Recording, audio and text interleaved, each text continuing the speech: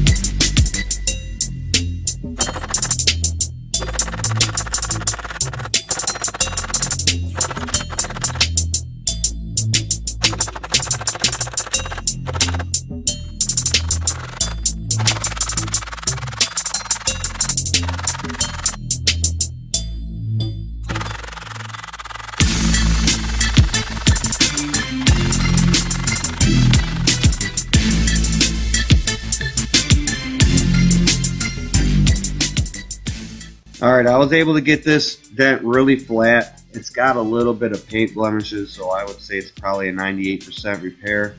The paint blemishes were caused from the poor previous PDR, which could have been avoided if you had the right technician do the repair. So make sure you do your research.